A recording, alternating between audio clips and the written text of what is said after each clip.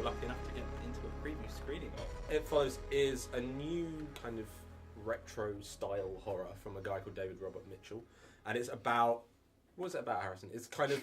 I don't know, usually you're good with these things, you're good with remembering things, because it's a girl called Jay... She naively has a sexual encounter with a guy... With a stranger. Yeah, with sort of a stranger, she knows a bit.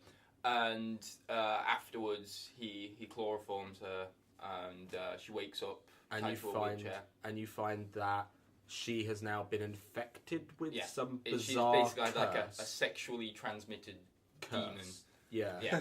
And there's this kind of shapeless entity chasing her that kind of changes. It can look like anyone. But we say chase, it kind of follows. Because it follows. It paces.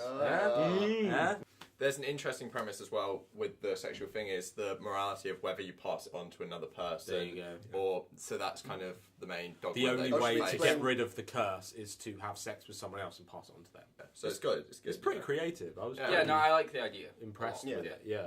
But the actual execution... I like. Yeah, I like, but I don't grew love. On me afterwards. Yeah, I think I'm the same.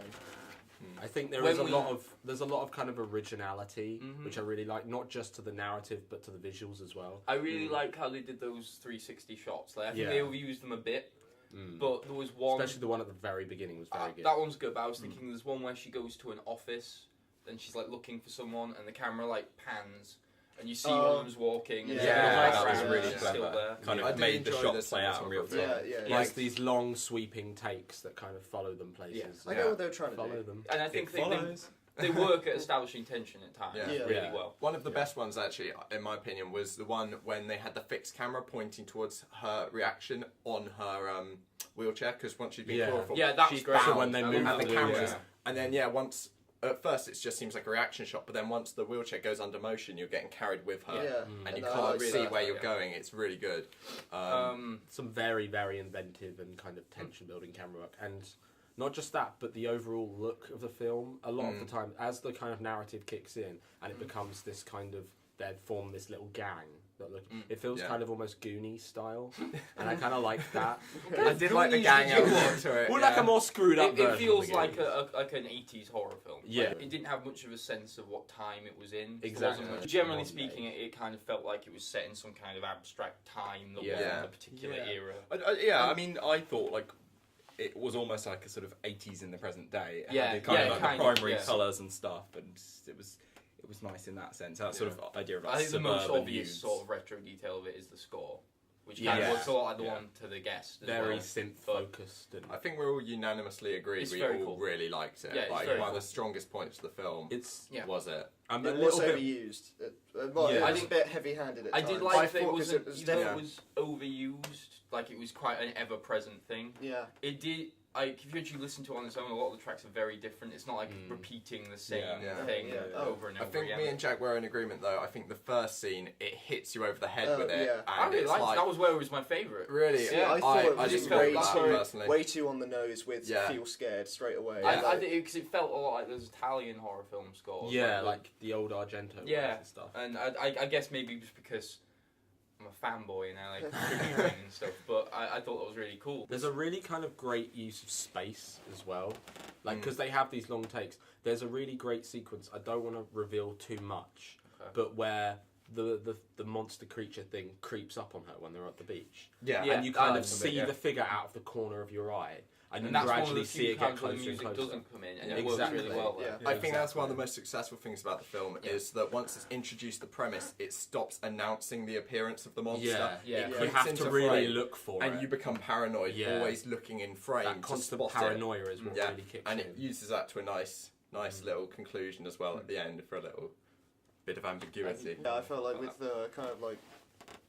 I know there were just a lot of parts of it that felt like it was trying to be a lot of different things at the same time. So it was trying to be very intellectual. Like I felt like a lot of the thing, like one of the characters. It felt like it was almost taking from like someone had read an essay about how the sexual stuff in Alien is what makes it really scary, and decided to turn that into a whole different film. Is that doesn't necessarily belong to Alien. That's I know it belongs to horror films, but it felt like someone just read about that and just thought, you know what, I'll make it really on the nose. And then, like the weird stuff, like the setting, I didn't really know why they. Well, I quite liked parts of it, but it felt like. Did anyone get that it felt post-apocalyptic at times? Well, that's Detroit. Yeah. No, but Detroit. Detroit is like got such a low population. There's multiple times where so they go through abandoned landscape. neighborhoods. There's massive abandoned buildings that they take place in some of the scenes. There's parts where they say, "Oh, we never go on the borders into town." Yeah. Like, and that's we never more see kind of the city rather than. That's we never Detroit. actually see the city as well, but staying away. One thing I did quite like about it was it felt like the actual allegory. They're called the followers. That's what they're called. Even though there's only one of them, they're called the followers. I felt like the allegory of the followers. It can be applied to a lot of different things. All about sex. They're all different things to do with sex, but there's it's open to quite a few things. Like if you actually look online, there's loads of different people having different theories, and they all are fairly. Make sense. They all make sense. Like there's the more obvious ones, like it's an STD.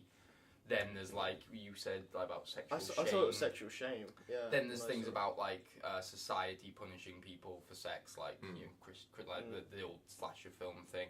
And then I think it also works like that's how I saw it as like a sort of just a basic primal fear of sex that isn't to do with society, but it's just. So all the theories are to do with sex. They're all to do with sex, but it feels like there's a lot of different. I took it more as a fear of growing up.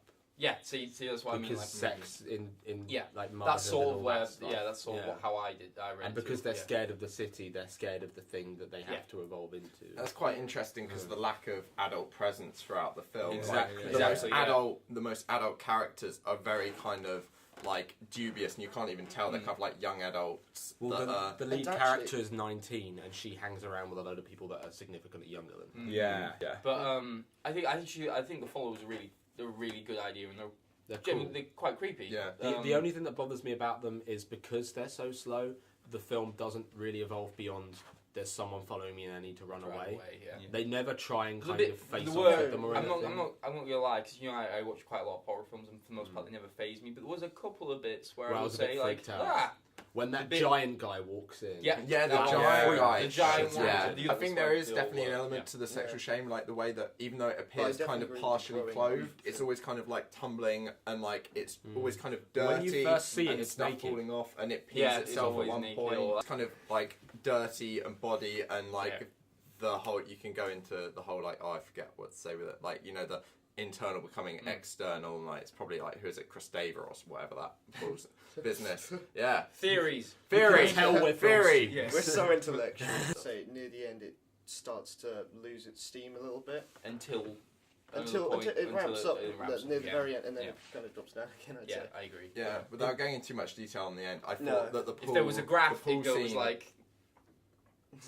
Yes, actually, I'd agree with that. I thought it was a well set kind of conclusion. Like it went with the whole kind of vibe with the water kind of being thematic with her, that association throughout, and I thought it looked really, really nice. We are good films. Yeah. We're really picking it apart.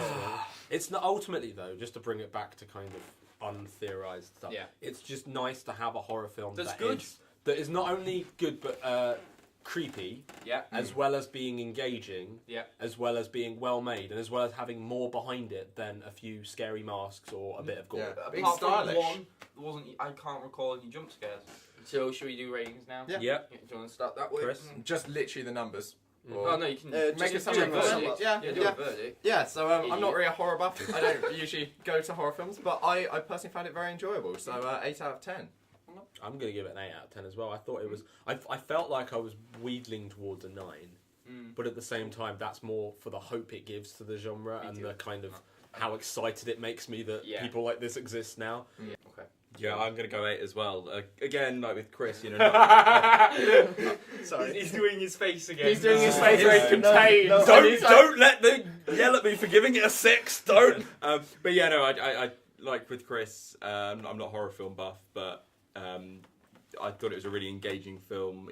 Even for people that maybe say, "Oh, I don't like horror films." Yeah, there's enough in it. It's You're psychological stuff. I am one of those people. Yeah. Actually, you guys convinced me. I was going to say 6 out of 10. But Of course you were. You guys have actually convinced me, and I'm going to put it up to 7. Ooh! Yeah. I'm actually going to go with 8 as well. There you go. But for like pretty much the opposite reasons to James, because I'm such a big fan of horror films, and because it's nice to see one that's good and has that old school feel, which I really, really like. There you go. Right, so the bottom line is it's 8 out of 10 and I'm cynical. Somebody gave it to me, and I passed it to you. Wherever you are, it's somewhere walking straight for you. All you can do is pass it along to someone else.